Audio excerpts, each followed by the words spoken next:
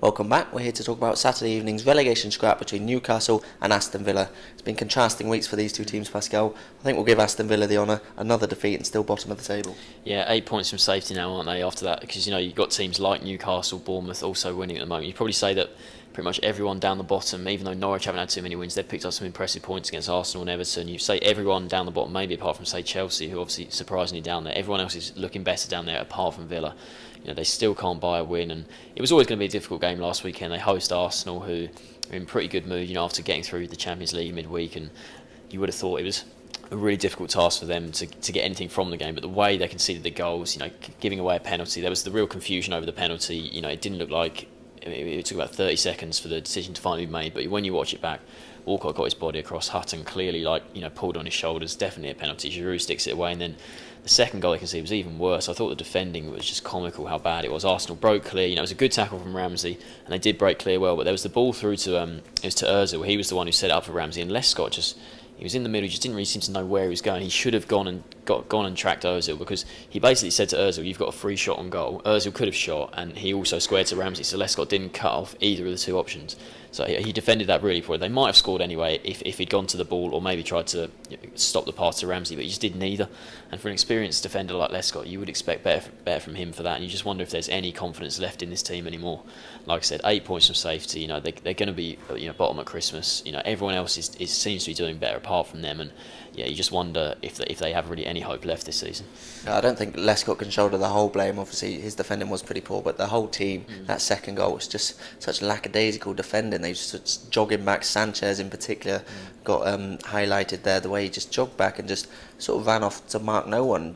It suddenly turned from a 4-on-4 to a 4-on-1 situation with one pass. It was terrible defending, and it's just been a hallmark of their season so far. It's been an absolutely dreadful campaign. Vestergaard's come in, hasn't exactly improved things too much. They've obviously got decent draws against Man City and Southampton, but still looking for that first win under Vestergaard. It's now 15 games without a win under Sherwood and Vestergaard as well, and that's the longest winless streak in the club's history since 127-year history, I think it is.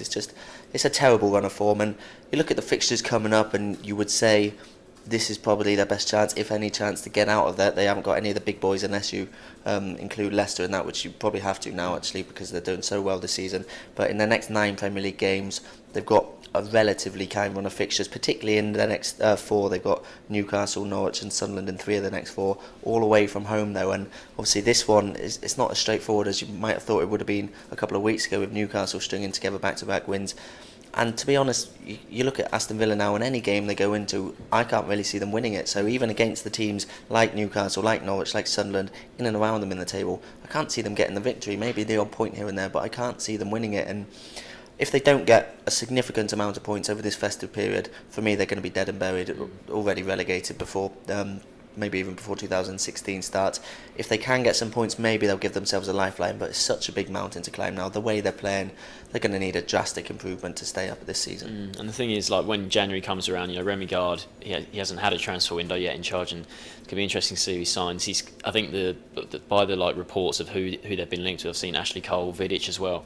Very experienced defenders, which would be a wise move. But like you say, if they are, say over 10 points, from safety come that time, you can't really offer them big contracts. You probably only be able to offer them a half-season contract, maybe, to say, right, try and keep us up, and then we can maybe offer you something in the summer. But you can't really offer them a 2-year contract if you think, well, what we're going to do if we go down, we're paying these players. I mean, these players like Vidic and Ashley Cole, they can demand a lot of money after the careers they've had. If they want to go for players like that, they're going to have to shell out big wages. And if you go down to the Championship, paying those kind of wages, then you're in deep trouble with the financial fair play and all that kind of stuff. And I just wonder about who they can really sign if they are in that kind of situation. There's been reports that Agbonlahor might even leave in January, one of their key players. And if he does, I think I saw a stat that if he leaves, the top scorer at the club of any of the players would be Kieran Clark with 4 goals, I think. And that just shows that they've just got no one there who has been there for a decent time, scores regularly for the club. I mean, Agbonlahor, I think he's got he's obviously got a lot of goals to the club, but apart from that, no one else has got into double figures at all. So you just wonder what's going to go on. We talked about Gusted at the start of the season, whether he'd be able to do much for them up front, but he's really struggled to make that transition from Championship to Premier League, because he was superb for Blackburn last season. Obviously, he scored on the opening day, the winning goal at Bournemouth, but since then, in and out of the team, had a couple of injury problems. But yeah, like you say, things do really look bleak for Villa, and like I say, they come up against a resurgent Newcastle side here, and everyone else just because everyone else is getting wins, like you said, even if they get maybe the odd win or a draw, they're not really going to catch anyone up, and they're still going to be quite a long way adrift of everyone else. So. Yeah, and it is a resurgent Newcastle. They'll come into this match now as firm favourites, whereas, as I mentioned a couple of weeks ago, it might have been give or take. They probably would have still been favourites the way Aston Villa performed so far this season, but there's no doubt about who the favourites are now, at home as well. And it follows two very impressive victories. No one really gave them a chance against Liverpool. The form Liverpool have been particularly away from home under Jurgen Klopp. They came into that off the back of wins against Chelsea, City and Southampton, all pretty convincing wins. So Liverpool then lost 2-0 in that one, and then Newcastle, the big thing for them will be to back that one up, and they did that against Tottenham. They left it late to do that against Tottenham. Jose Perez getting that late goal after Mitrovic had equalised. Bit of a scrappy one, and for both goals they perhaps got a little fortunate with Lloris. Probably should have done better on a good day. He probably would have saved both of those, but at the same time the performance was decent. You can't say they deserved to lose that game. As I say, they got a bit lucky with that. They got a bit lucky against Liverpool with Skirtle's own goal, Moreno's disallowed goal, and then they got the second goal late on as well in that one. So they have rode their luck at times in those two victories, but they need that bit of luck if they're down at the bottom, and sometimes that bit of luck can be the difference between staying in the division and getting relegated. Perhaps deserve that because some of their performances earlier in the season deserve more than what they got, and McLaren's been telling us all along that a good run of form is coming. It looks like it might be coming now. 6 unexpected points those are, and they'd expect 3 more from here. If they don't get it, it might undo a lot of the work that they have done over these last couple of weeks. But if they do get it, then 9 points from 9, keep on moving. They're now 2 points clear of the relegation zone, keep on moving further and further away. Certainly got the quality in their squad with the likes of Sissoko and Wijnaldum and Mitrovic, but probably as well, I think, to avoid relegation. But if they can get 5, 6, 7 points clear of the relegation zone before 2016 starts, they'll certainly be in a much stronger position than many would have expected them to be.